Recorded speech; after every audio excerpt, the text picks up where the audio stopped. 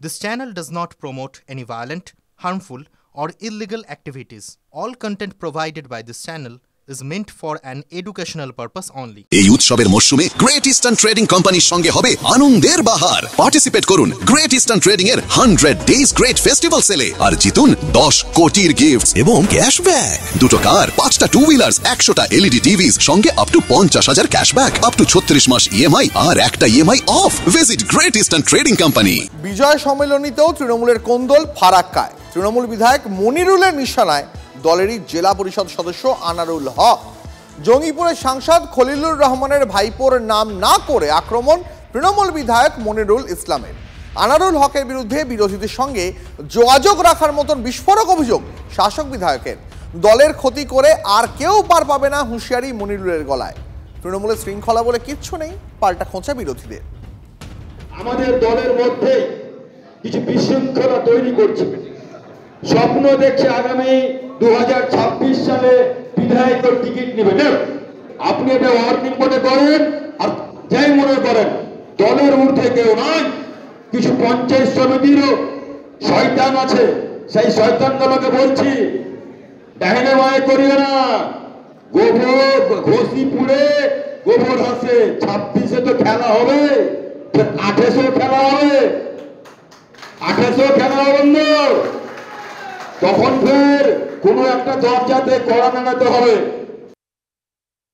যার সম্পর্কে বলছে সেও দল বিরোধী, যে বলছে সেও দল বিরোধী।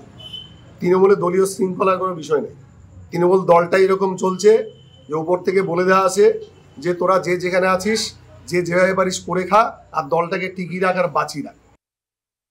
ওদের দলের ব্যাপার এখন বিষয় হচ্ছে যে কে কোথায় দলে ঢুকবে, কে পদ পাবে, এসব টাকাতে বিক্রি হয়। এই যে হালে সব সভাপতি হলো, তারপর যুব সভাপতি, অমকের সভাপতি, তমক সভাপতি, এসব টাকাই বিক্রি হয় ওদের পদ। গোপন কথাটি রবে না গোপনে, সারাক্ষণ কানাকানি আর চোখের চাহনি, এই বুঝি ঘরের খবর বাইরে বেরিয়ে গেল। আচ্ছা, রাজনীতির সেই মেঘনাদরা কারা? ছাঁকনি, দূরবীন, টেলিস্কোপ আরও যা যা আছে তা নিয়ে নেমে পড়েছে সব দলই, কিন্তু নাগাল মিলছে না। আমি বলছি পূর্ব মেদিনীপুরের কথা। বিজেপি বিভীষণ খুঁজছে।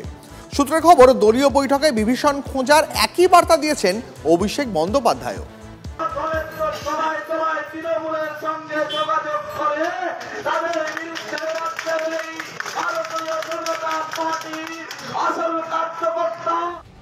বিজেপিতে থেকে তৃণমূলের সঙ্গে যোগাযোগ রেখে চলা, জোড়া ফুলে থেকে আবার পদ্ম ফুলের সঙ্গে তাল মেলানো, পূর্ব মেদিনীপুরের রাজনীতিতে বিভীষণ খুঁজে বেড়াচ্ছে সব দলই। যে শত্রু ঘরে লুকিয়ে আছে তাঁরাই তো চিন্তার আসল কারণ। যাকে এখন বিজেপির পতাকা নিয়ে দেখা যাচ্ছে, তিনি যে ভেতরে ভেতরে তৃণমূলের কাছের লোক কে জানে, সেটা বুঝতে তো দেরি হয়ে যাচ্ছে। একই উপসর্গ শাসক দলের ক্ষেত্রেও। জায়গার নাম নন্দীগ্রাম।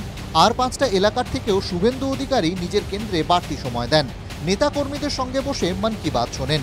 বিরোধী দলনেতার বিধানসভা কেন্দ্রে বিজেপি কর্মীদের একাংশের মন কি অন্য কথা বলছে?